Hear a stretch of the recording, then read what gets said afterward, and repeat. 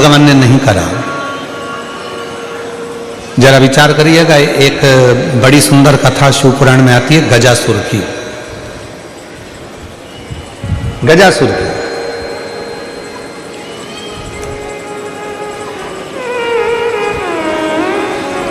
गज का मुख है, मनुष्य का शरीर असुरों वाला है।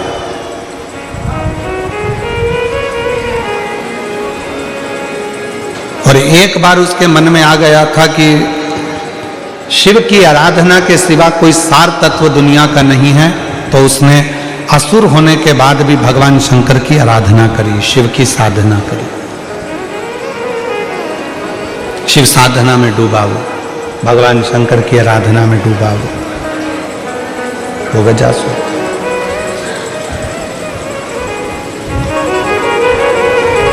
अब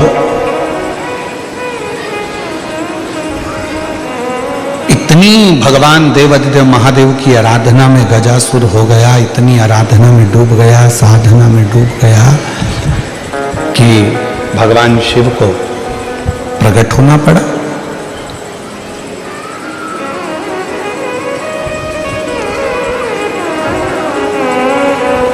कितना सुंदर कहा है किसी ने, स्कंद पुराण में वर्णन मिलता है कि किसी भी देवता को अगर प्रसन्न करना है, भगवान नारायण को प्रसन्न करना है, ब्रह्मा जी को प्रसन्न करना है, इंद्र को प्रसन्न करना है, तो बहुत तप साधना व्रत करना पड़ेगा, तब जाकर भगवान ब्रह्मा, विष्णु, इंद्र, गरुण, वरुण, अरुण, ये सब बहुत तप साधना के बाद प्रकट होते हैं। पर शंकर भगवान को यदि प्रसन्न करना है और उनको प्रकट करना है तो बहुत व्रत तप साधना की जरूरत नहीं पड़ती। केवल एक लोटा जल शिव के मंदिर में लेकर जाना प्रारंभ कर दो, शिव प्रकट हो जाते हैं और प्रसन्न हो जाते हैं। शिव प्रकट भी होते हैं, प्रसन्न भी होते हैं। इसलिए सारी समस्या का हल एक लोटा जल। बोल बम का नारा है, श्री शिवाय नमस्ते। शिव को पाना सब कुछ हो सकता है, बस तुम्हारा विश्वास, तुम्हारी श्रद्धा, तुम्हारी भक्ति, और तो उस भक्ति का बल तुम्हारे भीतर बढ़ाना पड़ेगा।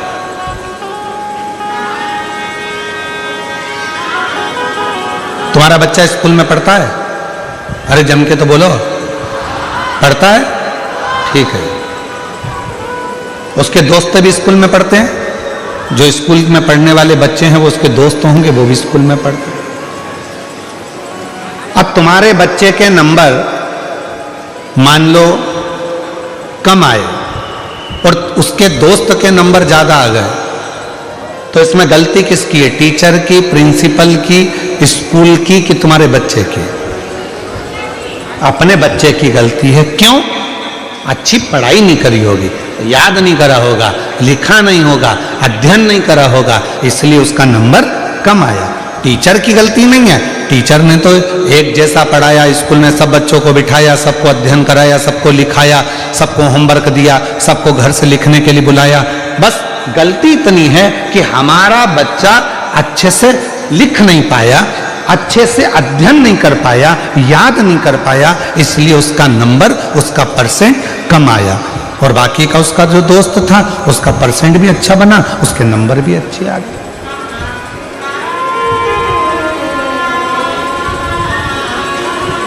अब टीचर को तो आप दोष नहीं दे सकते, स्कूल को तो आप दोष नहीं दे सकते, प्रिंसिपल को आप दोष नहीं दे सकते। गलती बच्चे की है कि अच्छे से अध्ययन नहीं करा। परसेंट कब अच्छे नहीं आते? जब वो अच्छे से पढ़ता नहीं है, ध्यान नहीं देता है, अध्ययन नहीं करता, इसलिए उसका परसेंट घट जाता है। बस ये बच्चे की कथा नहीं, ये अपनी कथा है। अपन भी एग्जाम देने के लिए संसार सागर में आए हैं। जितना जितना मन लगाकर कर्म करेंगे, अच्छा कर्म करेंगे, अच्छा अध्ययन करेंगे और अच्छे से एग्जाम देंगे और सब अच्छे कर्म के साथ में लिखते हुए चलेंगे तो निश्चित है भगवान का इसमें कोई दोष नहीं होगा। परसेंट लाना हमारे हाथ में है, परमात्मा तो कॉपी चेक कर कर रिजल्ट बना दे।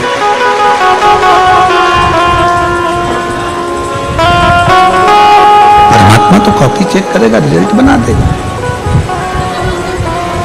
उसमें दोष बक्से नहीं चल रहा, उसमें दोष उस टीचर का या प्रिंसिपल का नहीं है, उसमें दोष हमारा। आप आए नहीं और सुबह हो गई, मेरी पूजा की थाली धरी की धरी। आप आए नहीं और सुबह हो गई, मेरी पूजा की थाली धरी। ये आवाज यहाँ बड़ा रिटर्न में लग रहा। आप आए और सुबह हो गई, मेरी पूजा की थाली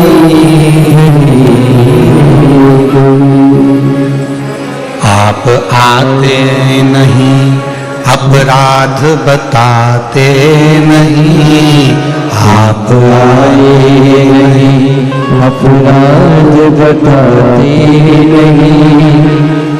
मेरी प्रार्थना में कौन सी कमी है, आप आए नहीं और सुबह हो गई, मेरी पूजा की थाली धरी। ऐसी कौन सी प्रार्थना में कमी रह गई है जो परमात्मा आप आते नहीं हो? कमी किसमें? हम में। भगवान में कमी नहीं है, भगवान तो तुरंत तैयार बैठा है। देखिए 33 कोटि देवता में केवल एक देव अधिदेव महादेव ऐसे हैं जिनके दरवाजे पर नंदी बैठा हुआ। बोलो बोलो, सही है कि गलत है? मतलब और मां जगत जननी दुर्गा भवानी का जब भी दर्शन करोगे तो मां शक्ति जगत जननी दुर्गा भवानी काय पर बैठी है? बोलो बोलो, जम के बोलो, शेर पर। गणेश जी के पास में कौन बैठा है? चूहा। कार्तिकेय के पास कौन बैठा है? मोर। मतलब शिव जी का पूरा परिवार एकदम तैयारी में बैठा है, एकदम तैयारी में। बाकी के अन्य सबको निकाल कर देखिए, अपने अपने वाहन किसी के करीब में नहीं होंगे, पर शंकर भगवान के पूरे परिवार का वाहन उनके पास में है। क्यों है? क्योंकि शंकर जी से एक बार पूछा पार्वती ने कि आप नंदी को अपने पास में रखते हो, मैं शेर को अपने पास रखती हूँ, गणेश जी चूहे को अपने पास रखते हैं, कार्तिकेय मोर को अपने पास रखते हैं, इनको अपने करीब में रात दिन रखना अच्छी बात है क्या? शंकर भगवान बोले कि ये संसार में रहने वाला प्रत्येक मनुष्य मेरी औलाद है, संतान है, इसको कब दुख आ जाए उस समय पर ये मुझे पुकारेगा तो मुझे दौड़ कर जाना पड़ेगा, नंदी पर चढ़ कर जाना पड़ेगा। और सुनो पार्वती, तुम जगत की माँ हो, तुम जगत जननी हो, तुम जगदम्बा हो, तुम अम्बा हो, और तुम्हें अगर तुम्हारा बेटा बुलाएगा तो तुम्हें दौड़कर जाना पड़ेगा, दौड़कर जाना पड़ेगा। वो हमारे शैलेंद्र भाई एक बहुत अच्छा भजन गाते हैं महाराज, उनके एक लाइन का स्मरण। महाराज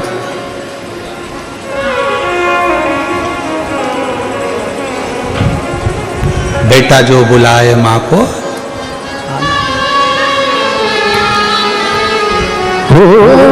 मैया जी के चरणों में टिकाना चाहिए, बेटा जो बुलाए माँ को आना चाहिए।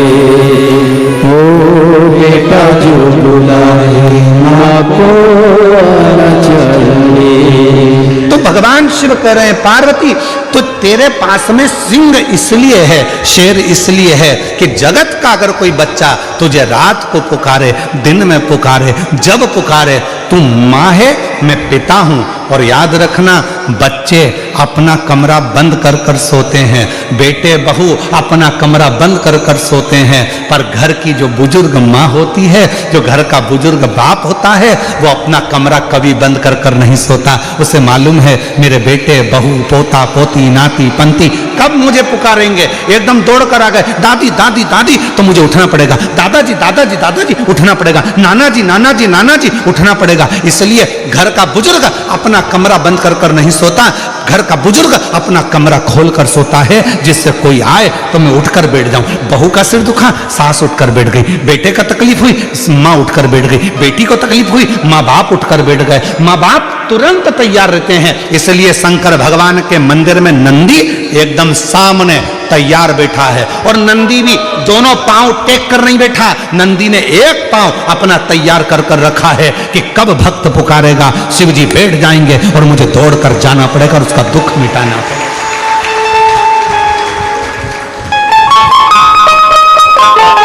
बेटा जो बुलाए माँ को आना चाहिए, हो बेटा जो बुलाए माँ को आना चाहिए, हो मैया जी के चरणों में ठिकाना चाहिए।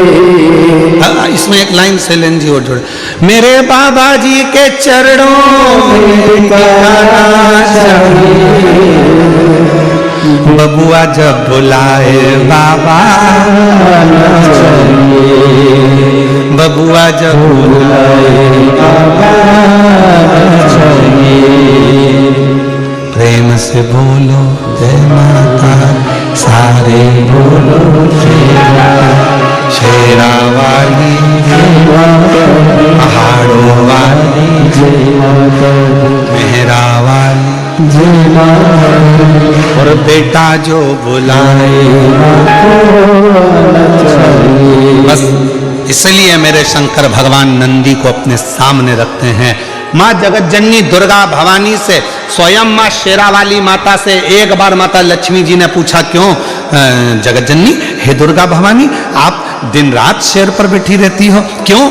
मेरा शेर इसलिए तैयार रखती हूँ कि मेरी बेटी को, मेरे बेटे को ना जाने कौन सा दुख पड़ जाए और मुझे दौड़कर उसका कष्ट मिटाने के लिए जाना पड़ जाए।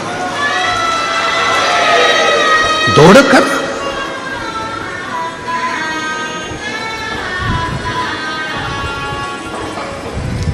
आप सब गुजरात में रहते हो, सूरत नगर में कथा चल रही है, आपसे एक प्रश्न करना था, अगर उत्तर देंगे आप तो स्वीकार करेंगे। गुजरात का सबसे प्रसिद्ध नृत्य है गरबा, बोलो सही है? दुनिया में प्रसिद्धि है इस नृत्य की, गरबे की।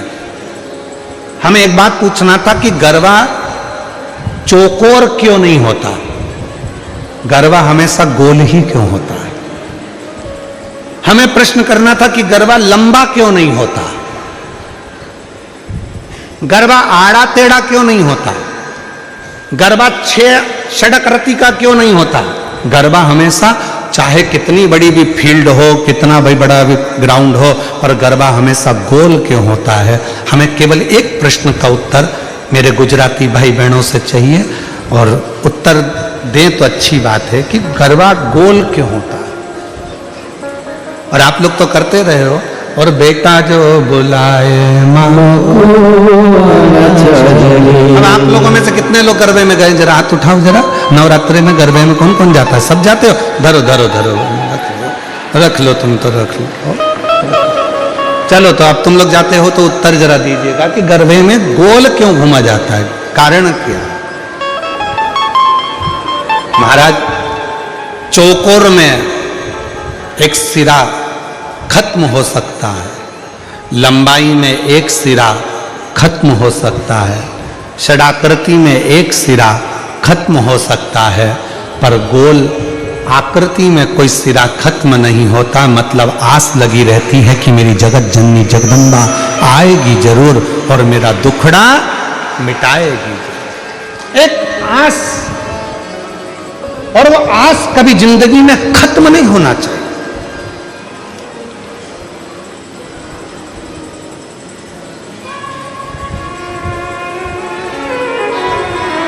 भीड़ में दो चीजें मिलती है, वो आपको भी मालूम है।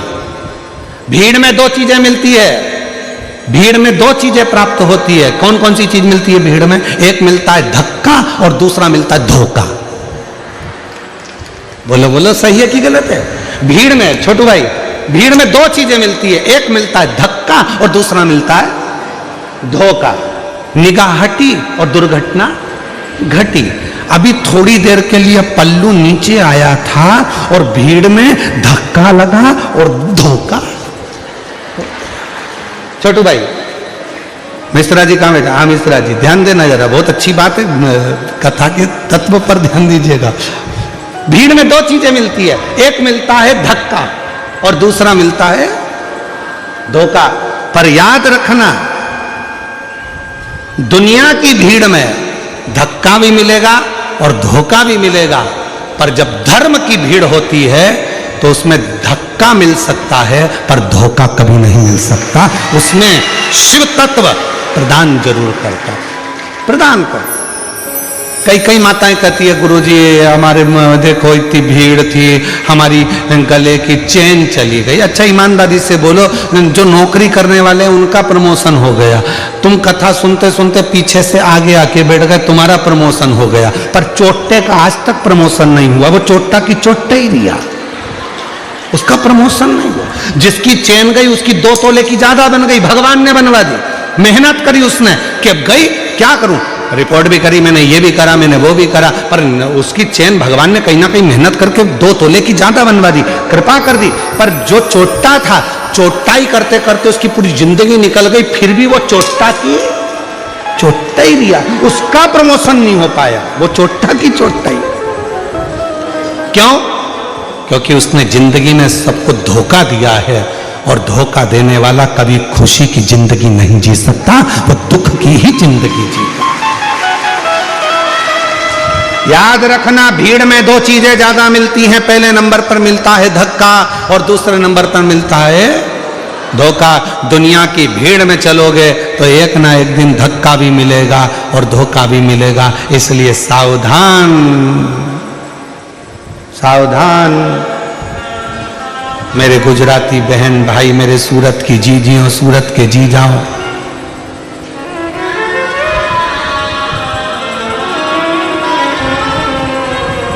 सावधान।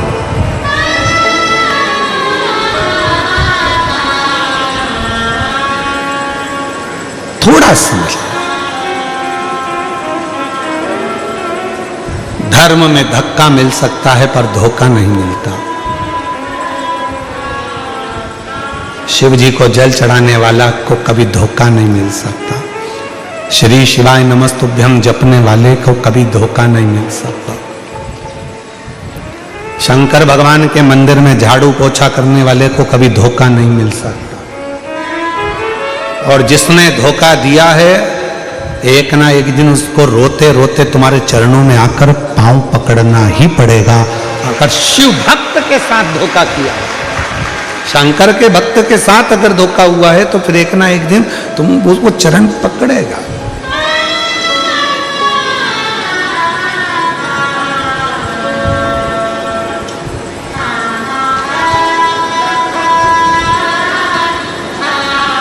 इसलिए जो सूरत के निवासी हैं, गुजरात के वासी हैं, वो अपनी मस्ती में जिंदगी जीते हैं। अब हमने देखा है यहाँ गरबा करने वाली मेरी बहनों को, मेरी बेटियों को, मेरे बेटाओं को, मेरी जीजियों को, मेरे जीजाओं को भी हमने देखा। वो गरबा पास वाला कैसा कर रहा है उनको मतलब नहीं, वो तो अपना,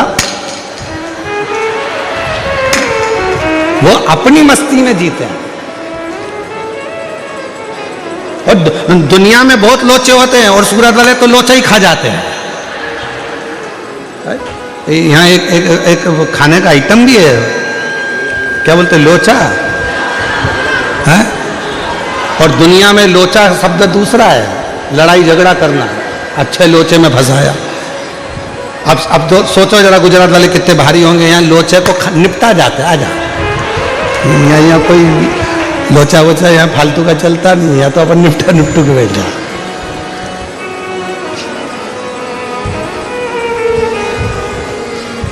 इसलिए महाराज शिव कथा कह रही है, भगवान शंकर का चरित्र कह रहा है। शिव की भक्ति, भजन, स्मरण आप जैसा करेंगे वैसा वैसा भगवान आपके पास दौड़कर आने के लिए तैयार बैठा है। भगवान देरी नहीं कर रहा है, हमारी देरी। एक पत्र है, अच्छा है, देखो। अब कुछ नहीं मिला तो बिंदी के पत्ते पे लिख दिया है, ठीक है, खिड़की भी है उसमें।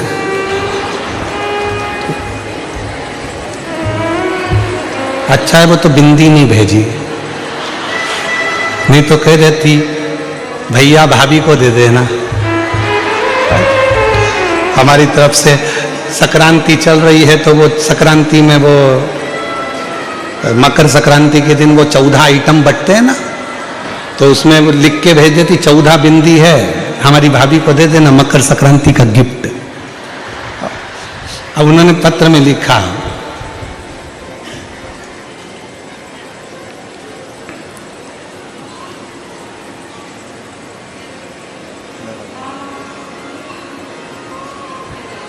काजन क्या क्या, अब तुम जरा पढ़ो तो रे, सब पढ़ो, चलो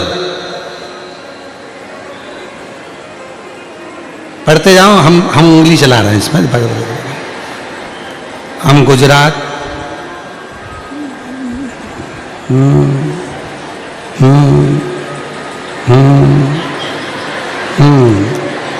ठीक है, एक समझ में आ गया। गीता बेन और चेतना बेन और मीना बेन और पुष्पा बेन, ओ भाई इत्ती बेन, गजब। मेरा मोबाइल नंबर ये है, 4 बेन नंबर 1। मैं अगली साल सूरत कथा में आई थी। हम सब ने हमारे बच्चों की शादी के लिए जो कथा सूरत में हुई थी वहां पर प्रणाम कर कर बाबा से विनती करी थी। हम सब ने अपने बच्चों की शादी के लिए, मतलब ये चारों बहनों ने अपने अपने बच्चों की शादी के लिए प्रार्थना करी थी। और गुरुजी आज हम बाबा को धन्यवाद देने के लिए आए हैं कि हमारी सारी बहनों के छोरा छोरी की शादी हो गई, सबकी हो गई। इसीलिए हमने मिलकर एक ही पत्र लिखा। ये पत्र तो नहीं है,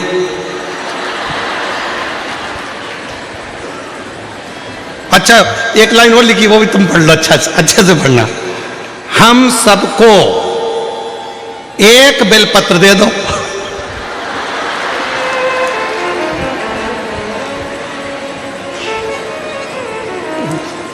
अच्छा आ जाओ, चारों आ जाओ, दूंगा एक ही, आ जाओ। कौन कौन सी बहन है, चलो नाम पढ़ो। गीता बेन, चेतना बेन, मीना बेन, पुष्पा बेन, ये सब बेन जो है 4, परंतु गांव का नाम भी पढ़ ले, नहीं तो 4 बहन और कोई कोई सी आ जाए। तो ये पाटन जिला लिखा है क्या? अच्छा, पाटन जिला राघव जो भी लिखा है आप समझ गए ना। तो ये चारों बहन जहां बैठी है आ जाए। बहुत अच्छा पत्र है आपका, बड़ी प्रसन्नता है।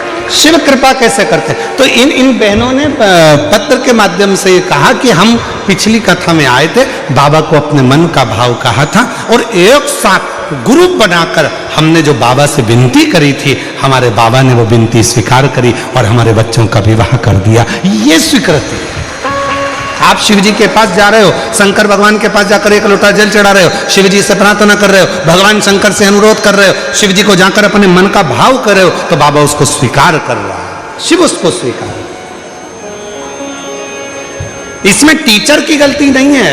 बच्चे का परसेंटेज गड़बड़ हो रहा है, बच्चे की पढ़ाई गड़बड़ हो रही है, रिजल्ट ठीक नहीं आ रहा, तो इसमें टीचर की गलती नहीं है, गलती अपने बच्चे की है। उसी तरह हम रोज जल चढ़ा रहे हैं, हम शंकर जी के मंदिर रोज जा रहे हैं, हम शिव जी को रोज स्तुति कर रहे हैं, हम शिव पुराण की कथा भी सुन रहे हैं, हम पशुपति व्रत भी कर रहे हैं, हमने लिखा भी अच्छा, पढ़ा भी अच्छा, याद भी अच्छा करा, उसके बाद भी हमारा रिजल्ट अच्छा नहीं आ रहा, मतलब बाबा हमारी क्यों नहीं सुन रहा? मतलब याद रखना, इसमें टीचर की गलती नहीं हैं, उसका तो नंदी तैयार बैठा है, उसका तो शेर तैयार बैठा है। गलती हमारी है, कुछ ना कुछ हम याद नहीं कर पा रहे हैं, कुछ ना कुछ हम अच्छे से उसका स्मरण नहीं कर पा रहे हैं, इसलिए हमारा परसेंटेज डाउन हो रहा है और हमारा परमात्मा हमारा रिजल्ट ठीक नहीं निकाल। कोई चीज ऐसी रहती है जिसको बच्चे को सिखाना नहीं पड़ता है।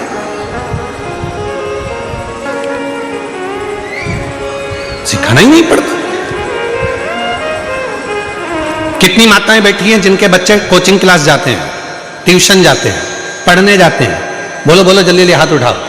सबके जाते होंगे ना, हमारे बच्चे भी जाते हैं ट्यूशन, उसमें कौन सी दिक्कत बात है? उसमें शर्माना वरमाना नहीं चाहिए हो।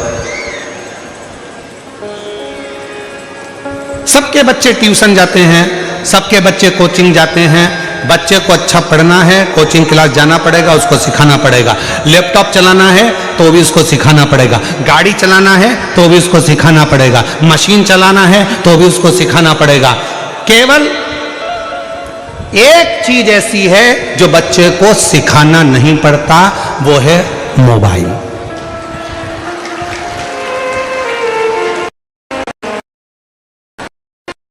किसी ने पूछा क्यों गुरुजी, बच्चे को लैपटॉप चलाना सिखाना है, कंप्यूटर चलाना सिखाना है, मशीन चलाना सिखाना है, गाड़ी चलाना सिखाना है, बच्चे को अच्छी पढ़ाई सिखाना है, बच्चे को सब कुछ सिखाया जाता है, पर मोबाइल चलाना कोई नहीं सिखाता तो भी बच्चे सीख जाते हैं। ये कैसे सीख जाते हैं? हमने कहा श्रीमद् भागवत में चरित्र आता है अभिमन्यु की धर्मपत्नी उत्तरा का।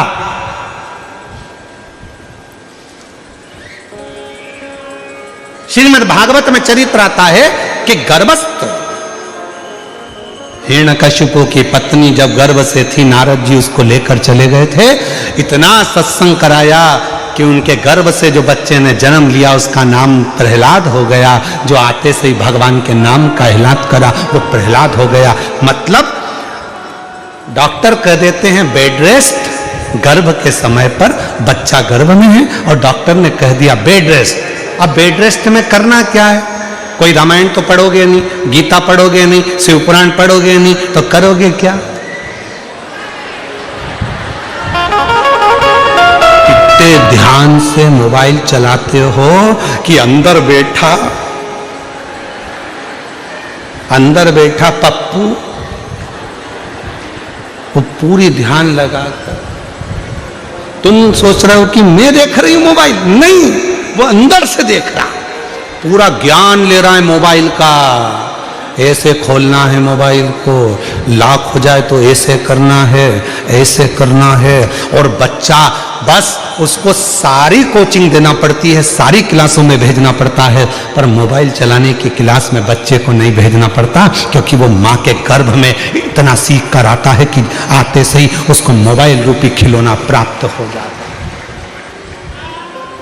चाहिए क्या था? गर्भस्थ नारी को, गर्भस्थ माता को पढ़ना था शिवपुराण, पढ़ना था रामायण, पढ़ना था गीता, पढ़ना था भगवान शिव का नाम, पढ़ना था राम नाम, कृष्ण नाम, शिव नाम, जगत जननी का नाम। परंतु उसने मोबाइल को देख देख कर तो बच्चे को रुचि। आप देखो, बच्चे को अगर रोटी खिलाना है तो मोबाइल पकड़ा दो, कपड़े पहनाना है तो मोबाइल पकड़ा दो, चुप कराना है तो मोबाइल पकड़ा दो। कारण उसने गर्भस्थ वही देखा।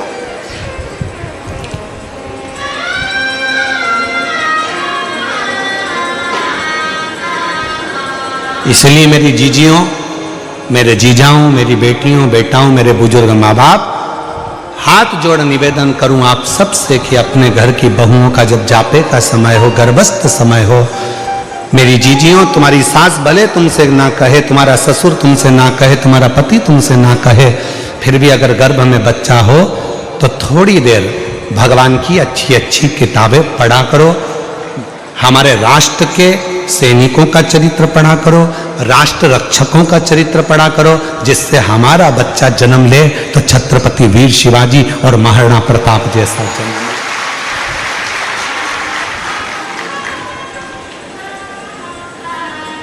ये सब पढ़ो, अध्ययन करो। गजासुर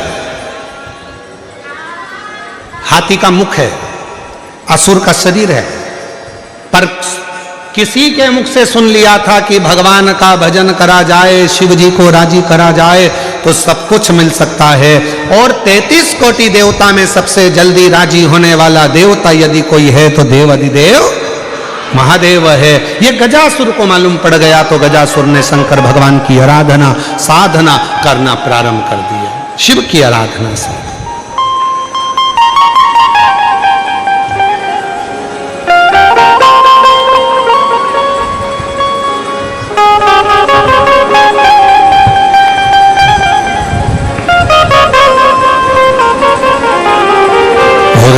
महादेव नमन चरणों में स्वीकार कीजिए, सबका किया है मेरा भी उद्धार कीजिए, उद्धार कीजिए।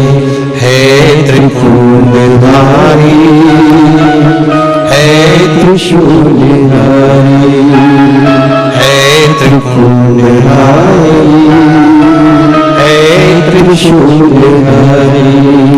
चरणों में तेरे बाज पावन है चरणों में तेरे बाज पावन है तेरी देव करते वंदना तुझे सीतारा, हो जाए पूरी कामना, हो जाए पूरी कामना। उपकार कीजिए, सबका किया है मेरा भी उद्धार कीजिए, उद्धार कीजिए। हे त्रिशूलधारी, हे त्रिशूलधारी। सब पर कृपा करता है, जिस भावों से जो पुकारता है उस पर करुणा करता है। गजासुर ने तपस्या करना प्रारंभ कर दी। भगवान शिव प्रकट हो गए, मांग ले तुझे क्या चाहिए, क्या दिया जाए तुझको।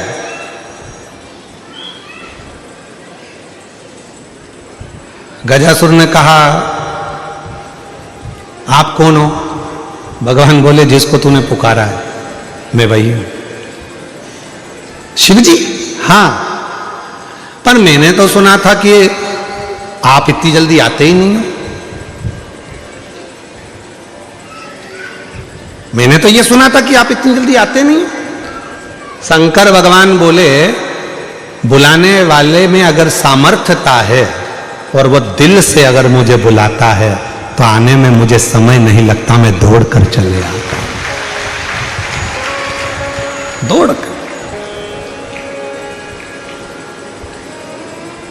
आहूं में असर होगा, घर बैठे अगर कोई बुलाने वाला है, अगर किसी ने मन बना लिया कि मुझे शंकर को पाना है, शिव से यह कार्य सफल कराना है, शंकर भगवान मेरा यह कार्य सफल करेंगे, मतलब मुझे जाना पड़ेगा। अगर उसका विश्वास पक्का है तो एक पत्र है, देखिए महाराज। मैं कपिल कुमार भाटी राजस्थान के पाली जिले के बाली नगर से आया हूं। 14 वर्ष से सरकारी नौकरी पाने के लिए प्रायोगिक परीक्षाएं दे रहा था। 14 वर्ष से सरकारी नौकरी के लिए परीक्षाएं दे रहा था, परंतु हर बार कभी एक नंबर आधे नंबर से पिछड़ा रह जाता था। आपकी कथा सुनकर प्रेरणा मिली और अपनी माताजी के साथ कुबेरेश्वर धाम आकर भोले बाबा के दर्शन किए।